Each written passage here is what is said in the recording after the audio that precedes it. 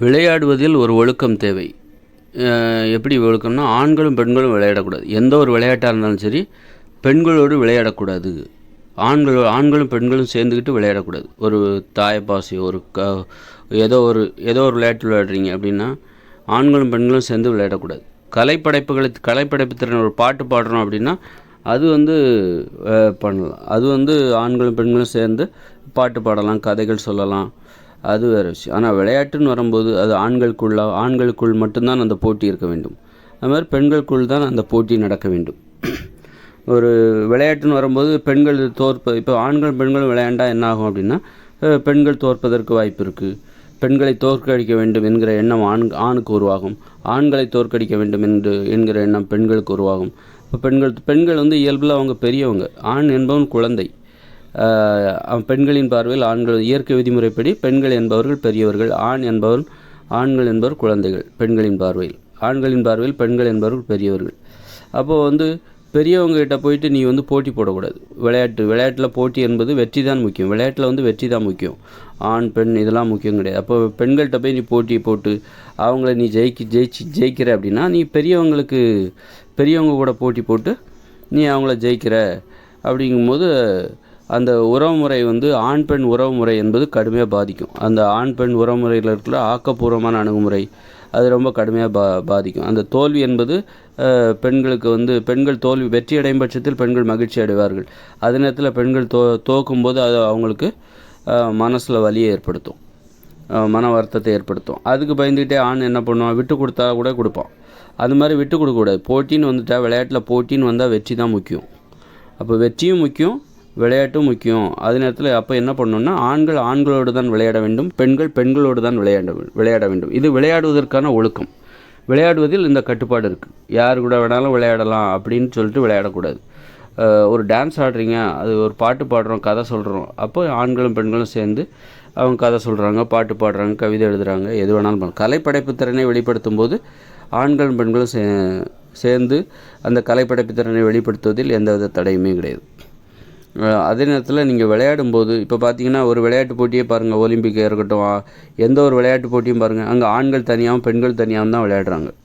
ஆண்களும் பெண்களும் சேர்ந்து விளையாடுற விளையாட்டு ஒரு விளையாட்டில் இருக்குது. டென்னிஸில் இருக்குது. சும்மா அது ஒரு வித்தியாசமாக பண்ணி பார்க்கலாமே அப்படின்னு சொல்லிட்டு தான் அவங்க அதை பண்ணிப்பாங்க. அதுவே நமக்கு தெளிவாக தெரியுது. ஆண்களுக்குள்ளாக தான் போட்டி போட வேண்டும், பெண்களுக்குள்ளாகத்தான் போட்டி போட வேண்டும். அப்போது இப்போ நம்ம தெளிவாக சொல்லிடலாம். ஏன்னா இப்போ உள்ள விளையாட்டு எல்லாமே ரொம்ப கடினமான விளையாட்டு. உடலை அடிப்படையாக கொண்டு, உடல் திறமையை அடிப்படையாக கொண்டு ஒரு போட்டி நடக்கிறதுனால ஆண்களுக்குள்ளாக போட்டி வைப்பது தான் சிறந்தது, பெண்களுக்குள்ளாக போட்டி வைப்பது தான் சிறந்தது அப்படி. இதுவே இயற்கையோடு இணைந்த மனித வாழ்க்கையில் விளையாட்டெல்லாம் எளிமையாகிடும். இன்னும் கடந்த ஒரு 30 வருஷத்துக்கு 40 வருஷத்துக்கு முன்னாடிலாம் பார்த்தா வீட்டில் தாயப்பாசை விளையாடுவாங்க, பல்லாங்குழி விளையாடுவாங்க. அப்போ விளையாட்டெல்லாம் ரொம்ப எளிமையாக தான் இருந்தது. திண்ணையில் உட்காந்துக்கிட்டு ஏதாவது விளையாடுவாங்க. அப்போ கூட பார்த்திங்கன்னா, அந்த பெண்களுக்குள்ளாக போட்டி போடுறதுல தான் அவங்களுக்கு ஆர்வம் இருக்கும். ஆண்களுக்குள்ளாக போட்டி போடுறதுல தான் ஆர்வம் இருக்கும். ஆனால் இது ஒரு விளையாட்டு. இந்த மாதிரி விளையாட்டுக்கான விதிமுறைகளை எப்போவுமே, வாழ்க்கைங்கிறது இந்த விதிமுறைகளை நம்ம மனசில் வச்சுக்கணும். சில சடங்குகள் சொல்கிறாங்கள, மூட நம்பிக்கை அடிப்படையாக கொண்ட சடங்குகள்லாம் சொல்கிறாங்க, பெரியவங்க சொன்னாங்கன்னு சொல்லிட்டு கண்மூடித்தனமாக கடைபிடிக்கிறாங்களே. அது மாதிரி இந்த விஷயத்தையும் நம்ம கண்மூடித்தனமாக கடைபிடிக்க வேண்டிய அவசியம் கிடையாது. இதை வழியாக கொண்டு வரணும். ஆண்கள் நீ ஒரு ஆணும் பெண்ணும் போட்டி விளையாடுறாங்க அப்படின்னா விளையாடக்கூடாது அப்படி சொல்லிடணும். பெரியவங்க அதை சொல்லிடணும். ஆணும் பெண்ணும் விளையாடக்கூடாது. பெண்களுக்குள்ளே போய் விளையாடு, ஆண்களுக்குள்ளே போய் நீ விளையாடு, ஆண்கள் கூட போய் நீ விளையாடு, பெண்கள் கூட நீ விளையாடு. அது தாயப்பாசை தானே, பல்லாங்குழி தானே, ஆடுபுலி ஆட்டம் தானே, ஏன் நாங்கள் விளையாடக்கூடாது அப்படின்னு சொல்லிட்டு நீங்கள் விளையாடக்கூடாது. விளையாட்டுன்னா அதான் விதிமுறை, அதான் ஒழுக்கம், விளையாட்டுக்கான ஒழுக்கம். அப்போ தான் ஒரு நடைமுறை நமக்கு மகிழ்ச்சி தரும். அந்த விதிமுறைக்கு நம்ம கட்டுப்படணும். விளையாடுவதற்கான மனநிலை என்பது வேறு, ஒரு கலைப்படைப்பு திறன், ஆடல் பாடல், கதைகள் சொல்கிறது, ஓவியம் வரைவது, கவிதை எழுது, இதற்கான விதிமுறை என்பது வேறாக இருக்கிறது. இப்போது கலைப்படைப்பு திறனை வெளிப்படுத்துவதில் உள்ள, விளையாடுவதற்கும் கலைப்படைப்பு திறனை வெளிப்படுத்துவதற்கும் உள்ள வேறுபாடு என்ன, மனப்பான்மை என்ன அப்படின்னா, கலைப்படைப்பு திறனை என்பது பிறரை சந்தோஷப்படுத்துவதில் போட்டி போடுவது. ஒரு கதையை சொல்லி பிறரை சந்தோஷப்படுத்துவது. அதில் போட்டியில் யார் ஃபஸ்ட்டு நல்லா கதை சொல்கிறான் அப்படி போட்டியே வைக்கக்கூடாது. ஏன்னா பிறரை சந்தோஷப்படுத்துகிற ஒரு மனப்பான்மை அடிப்படையாக கொண்டது. ஒரு பாட்டு பாடுறாங்கன்னா பிறரை சந்தோஷப்படுத்தி தான் சந்தோஷப்படுறது. அப்போ இது ஒரு பொது நலன் சார்ந்தது. ஆனால் விளையாட்டுங்கிறது வந்து சுயநலன் சார்ந்தது. நான் ஜெயிக்கணும், அதுக்காக நான் மற்றவங்கள தோற்கடிக்கணும், நான் ஜெயிக்கணும் அப்படிங்கிறக்காக நான் யாரை வேணாலும் தோற்கடிப்பேன். அப்போது பெரியவங்க சின்னவங்களோட விளையாடக்கூடாது. ஒரு ஆண்களுக்குள்ளே தான் போட்டி போடணும் அப்படின்னா கூட அதுலேயும் ஒரு கட்டுப்பாடு இருக்குது. பெரியவங்க சின்ன பசங்க கூட போய் விளையாடாமல் இருக்கிறது நல்லது. ஏன்னா தோத்துட்டா அது பெரியவங்களுக்கு அவமானமாக இருக்கும். இப்போ ஆண்கள்லேயே வயசு அதிகமானவங்க வந்து ஒரு 40 வயசு மதிக்கத்தக்க ஒரு ஆண் வந்து ஒரு 20 வயசு பையன் கூட போய் விளையாண்டுட்டு இருக்கக்கூடாது. அப்போது தோல்வி அடையும்போது அந்த பெரியவருக்கு அது அவமானமாக இருக்கும். அதனால் அந்தந்த வயசுக்கு இணையாக விளையாடுவது சரியான பொருத்தமாக இருக்கும். ஒரு 20 வயசு பையன் 20 வயசு பையனோட ஒரு 22 வயசு பையன் அல்லது ஒரு 18 வயசு பையன் கூட போட்டி போடலாம். அப்போ அந்த வெற்றி தோல்வி என்பது அதில் ஒரு நியாயம் இருக்குது. ஒரு போட்டி உணர்வு இயல்பாகவே இருக்கும். நீங்கள் யாரை வந்து போட்டியாளராக நினைக்கிறீங்களோ அவங்க கூட தான் நீங்கள் விளையாடவே செய்யணும். யாரை போட்டியாளராக நினைப்பீங்க? உங்கள் வயசுக்கு இணையானவங்கள தான் நீங்கள் போட்டியாளராக நினைப்பீங்க. உங்களை விட 10 வயசு கம்மியானவங்கள நீங்கள் போட்டியாளராக நினைக்க மாட்டீங்க. உங்களை விட 10 வயசு அதிகமானவரையும் நீங்கள் போட்டியாளராக நினைக்க மாட்டீங்க. அப்போ விளையாடுவதில் இவ்வளோ கட்டுப்பாடு இருக்குது. விளையாடுவதில் உள்ள கட்டுப்பாடு என்னென்னா, ஆண்களுக்குள்ளாக மட்டும்தான் போட்டி போடணும், பெண்களுக்குள்ளாக தான் போட்டி போட்டு விளையாட வேண்டும். அப்படி இருக்கும்போது அதுலேயும் ஒரு கட்டுப்பாடு இருக்குது. பெண்கள் வந்து ஒரு 20 வயசு பொண்ணுன்னா 20 வயசு பொண்ணு கூட தான் நீ போட்டி போடணும், விளையாடணும். 20 வயசு பொண்ணு ஒரு 18 வயசு பொண்ணு கூடயோ அல்லது ஒரு 22 வயசு பொண்ணு கூடயோ போட்டி போடலாம். அப்படியே ஒரு 2 வயசு முன்ன பின்னா இருக்கலாம். 2 வயசு 3 வயசு உங்களுக்கு இயல்பாகவே தெரியும் இவங்க நம்முடைய போட்டியாளர் அப்படின்னு சொல்லிட்டு நமக்கு தெரியும். அப்போது அதே நேரத்தில் பெரியவங்க ஒரு ஆணாக இருந்தாலும் ஒரு 10 வயசு பையன் கூட 20 வயசு பையன் போட்டி போடக்கூடாது, விளையாடக்கூடாது. இந்த கட்டுப்பாடு இதை மனசில் வச்சுக்கிட்டேன்னா தோல்வி என்பது நமக்கு அவமானத்தை தரும். அப்போ ஒரு சின்னவங்க வந்து பெரியவங்களை நம்ம தோற்கடிக்கிறோம் அப்படிங்கிற மனப்பான்மை இவங்களுக்கு வந்துடக்கூடாது. நான் எப்போவுமே பெரியவர், அவர் என்னோட 10 வயசு அதிகமானவர், ஆனால் எப்போ என் கூட விளையாண்டாலும் அவர் தோற்றுருவார் அப்படின்னு சொல்கிறது வந்து அது பெரியவங்களுக்கு அவமானத்தை தரும். அதனால் விளையாட்டின் மூலமாக நாம் பிறரை அவமதித்து விடக்கூடாது, அவமானப்படுத்தி விடக்கூடாது அப்படிங்கிற விதிமுறையில் நம்ம வந்து தோல்வி ஏற்படுறது கூட அப்போ வந்து அந்த வயசுக்கு இணையானவர்கள் அவங்க போட்டி போடும்போது வெற்றி தோல்வி என்பது சகஜம். ஜெயிக்கணும்னு தான் எல்லோரும் நினைப்பாங்க. தோல்வி அடைஞ்சால் கூட அடுத்த வாட்டி ஜெயிச்சிக்கலாம். விளையாட்டில் வெற்றி தோல்வி சகஜம்தான். அதுக்காக யார் கூட வேணாலும் போட்டி போடலாம் அப்படின்னு நினைக்கக்கூடாது.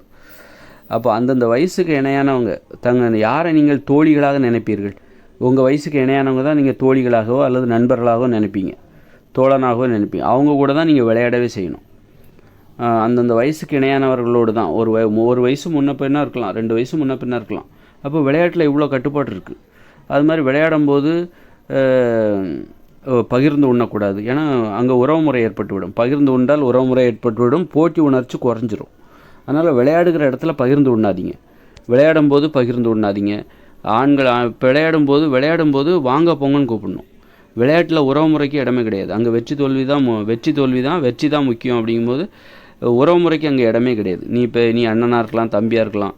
அப்போது எனக்கு வெற்றி தான் முக்கியம், நான் ஜெயிக்கிறது தான் எனக்கு முக்கியம் அப்படிங்கும்போது அப்போ நீ என்ன பண்ணணும் அப்படின்னா, அந்த விளையாடும்போது பகிர்ந்து உண்ணக்கூடாது. பகிர்ந்து உண்டால் உறவுமுறை ஏற்பட்டுவிடும். அதனால் உறவுமுறை ஏற்படும்போது போட்டி உணர்வு குறைந்து விடும். விளையாட்டில் வந்து போட்டி உணர்வு தான் முக்கியம். அந்த வயசுக்கு இணையானவர்கள் தான் போட்டி விடணும். அதே நேரத்தில் விளையாடுற வேகத்தில் வந்து ஒருத்தரை மரியாதை குறைவாக பேசிடக்கூடாது. அப்போ என்ன பண்ணணும், வாங்க போங்கன்னு தான் பேசணும். அவங்க நீ வாடா போ நண்பருங்கிற பேரில் நீ வாடா போடான்னு கூப்பிடலாம், அல்லது ஒரு பெண் வந்து தனது தோழியை வாடி போடின்னு கூப்பிடலாம். ஆனால் விளையாடுகிற இடத்துக்கு போயிட்டாச்சுன்னா விளையாட்டில் வந்து நீங்கள் வாங்க போங்கன்னு தான் கூப்பிடணும். ஒரு பெண் வந்து தனது தோழியை வாடி போடின்னு தான் கூப்பிடுவோம். ஆனால் விளையாடும்போது வாங்க போங்கன்னு கூப்பிடணும். இந்த மாதிரி விதிமுறைகளை எப்போவுமே அடுத்தடுத்த தலைமுறைக்கு கடத்தப்பட்டு கொண்டே இருக்க வேண்டும். விளையாடும்போது நீ என்ன விளையாடும்போது வா போங்கிற, வாடி போடிங்கிற, வாடா போடான்ற, விளையாடும்போது வாங்க போங்கன்னு சொல்லணும். யாராக இருந்தாலும் சரி, விளையாடுவதாக இருந்தால் போட்டின்னு நடக்கும்போது நீ தாயப்பாசம் விளையாடு, அல்லது பல்லாங்குழி விளையாடு, ஆடுபுலி விளையாட்டம் விளையாடு, அல்லது ஏதோ ஒரு விளையாட்டு, சாதாரண விளையாட்டாக இருக்கட்டும். ஆனால் அங்கே விதிமுறை இருக்குது. என்னென்னா பகிர்ந்து உண்ணக்கூடாது, வாங்க போங்கன்னு பேசணும், தொடக்கூடாது, ஒருத்தர் தொட்டுக்கிட்டு விளையாடக்கூடாது. தொடுதல்ங்கிறப்போ தொடலாம், அதெல்லாம் ஒன்றும் கிடையாதுப்பா அப்படின்னா இப்போ வந்து கபடிலாம் விளையாடுறாங்க பாருங்கள். ஒருத்தர் காலை வச்சு எத்திக்கிட்டு விளையாடுறாங்க, மூஞ்சில் வந்து எத்துறாங்க. ஒரு விளையாட்டில் ஒரு மரியாதையே இல்லையா? மரியாதைங்கிறது விளையாட்டுன்னா மரியாதையை விட்டு கொடுத்துடணுமா என்ன? அப்போ எல்லாமே தேவை, எல்லா இடத்துலையும் நமக்கு மரியாதைங்கிறது தேவை. அப்போது விளையாடுவதில் இவ்வளோ விதிமுறை இருக்குது. என்னென்னா எளிமையாக விளையாடணும், தொடக்கூடாது, ஒருத்தர் தொடக்கூடாது, உயிரை பணயமாக வச்சு விளையாடக்கூடாது, வாங்க போங்கன்னு கூப்பிடணும், பகிர்ந்து உண்ணக்கூடாது, ஆண்களுக்குள்ளே தான் விளையாடணும், பெண்களுக்குள்ளே விளையாடணும். அதுவும் வயதுக்கு இணையானவர்களோடு தான் விளையாடணும், வயதுக்கு அதிகமானவர்களோடுலாம் விளையாடக்கூடாது. அதனால் மரியாதை என்பது ரொம்ப முக்கியம். விளையாட்டில் மரியாதைங்கிறது ரொம்ப முக்கியம். அப்போ தான் விளையாடுவதற்கான ஆர்வமே வரும். விளையாட்டுனால நிறைய பேர் பயப்படுறாங்க. காரணம் என்னென்னா, விளையாட்டில் உணர்ச்சி பெருக்கில் வாடா போட. அப்புறம் விளையாட்டில் நேர்மையாக இருக்கணும். அது தோல்வின்னா ஒத்துக்கணும். ஒரு நியாயமாக இருந்து வெற்றின்னா வெற்றி. ஆனால் தோல்வி ஏமாற்றி ஜெயிக்கணும் அப்படின்னு அது இன்பத்தை தராது. அதனால் விளையாட்டில் நேர்மையாக இருக்கணும். அது எல்லாம் விளையாட்டுக்கான விதிமுறைகள். ஆண்கள் பெண்கள் சேர்ந்துலாம் விளையாடவே கூடாது. இப்போ இந்த விதிமுறைகளை இது ஓகே, கண்டிப்பாக இது ஏற்றுக்கொள்ளக்கூடிய விதிமுறை தான் அப்படின்னா, இது அடுத்தடுத்த தலைமுறைக்கு கடத்தி கொண்டு போகிறதும் நம்ம கடமையில் தான் இருக்குது. நம்ம கையில் இருக்குது, ஒவ்வொருத்தரோட கையிலும் இருக்குது. இது விளையாடுவதற்கான விதிமுறைகள். இதை கண்டுபிடிக்கிறதுக்காக தான் நம்ம இவ்வளோ காலம் போராடி இருக்கோம். இந்த மாதிரி விதிமுறை, வாழ்வதற்கான விதிமுறைகளை கண்டுபிடிக்கணும். வாழ்க்கைங்கிறது அதில் நிறைய இருக்குது. விளையாடுறது, ஆடுறது, பாடுறது, கலைகள், அப்புறம் குடும்ப வாழ்க்கை, திருமண வாழ்க்கை, காதல் வாழ்க்கை, அப்புறம் நிர்வாக வாழ்க்கை, ஆட்சி செய்வது, குடும்பம், கூட்டு குடும்பம், ஊர், தெரு, இதெல்லாம் ஆட்சி செய்வது, காவலாக இருப்பது, இப்படி நிறைய பொறுப்புகள், நிறைய கடமைகள் இருக்குது. அப்படி நிறைய பிரிவுகள் இருக்குது. ஒவ்வொரு பிரிவுலையும் நாம் எப்படி செயல்படணும் அப்படிங்கிறத தெரிஞ்சுட்டு அதுக்கு தகுந்த மாதிரி அந்த விதிமுறைகளை அடுத்தடுத்த தலைமுறைக்கு கடத்தப்பட வேண்டும். இது ஒன்றும் மூட நம்பிக்கை கிடையாது. இது அறிவுபூர்வமான ஒரு அணுகுமுறை. இது மூளை செயல்படுகிற விதத்தை அடிப்படையாக கொண்டு உருவாக்கப்பட்ட மனுஷங்க கண்டுபிடிச்சது. இப்போ நான் அதற்கு தெளிவான வடிவம் கொடுக்குறேன். இதுதான் விதிமுறை அப்படின்னு சொல்லிட்டு இவ்வளோ கால அனுபவங்கள்லேருந்து மனுஷங்க கடந்து வந்த பாதையிலேருந்து, பயணத்திலேருந்து அனுபவங்களை அடிப்படையாக கொண்டு ஒரு விதிமுறையை அனைவரும் ஏற்றுக்கொண்டு தான் ஆக வேண்டும். ஏனென்றால் இது எனக்கு சொந்தமான விதிமுறை. நான் சொந்தமாக சொல்கிற கருத்து கிடையாது. இது இயற்கை விதிமுறை. யார் கண்டுபிடிச்சாலும் இதை தான் கண்டுபிடிப்பாங்க. அதனால் சொல்கிறேன், அவ்வளோதான். நான் சொல்கிறேன், அவ்வளோதான். அதனால் இந்த விதிமுறை அடுத்தடுத்த தலைமுறைக்கு கடத்தப்பட்டு கொண்டே இருக்க வேண்டும். அப்போ தான் மனித வாழ்க்கையில் உள்ள மகிழ்ச்சியை பாதுகாக்க முடியும். நீங்கள் அலட்சியம் பண்ணிங்கன்னு வைங்க, இந்த விதிமுறையை அலட்சியப்படுத்திக்கிட்டிங்கன்னா அப்புறம் மனுஷங்க மனித வாழ்வில் மரியாதை குறைஞ்சி போயிடும், மகிழ்ச்சி குறைஞ்சி போயிடும். தொடர்ந்து நீங்கள் அப்புறம் விளையாட முடியாது. விளையாடணுங்கிறதுலே நமக்கு ஒரு சலிப்பு, வெறுப்பு ஏற்பட்டுரும். அதனால் விளையாடணும், எல்லோரும் விளையாடணும், அதுதான் முக்கியம். அப்போ அதற்குன்னு சில விதிமுறைகளை கடைபிடித்தால் மட்டும்தான் ஒழுக்கம், விளையாடுவதற்கான கட்டுப்பாடு, இதெல்லாம் கடைபிடித்தால் நாம் அந்த மனித இனம் உயிரோடு இருக்கிற வரைக்கும் விளையாட முடியும். தொடர்ந்து அனைவருமே விளையாட முடியும். விளையாட்டின் மூலம் நமக்கு கிடைக்கிற மகிழ்ச்சியும் நமக்கு தினமும் கிடச்சிக்கிட்டே இருக்கும்.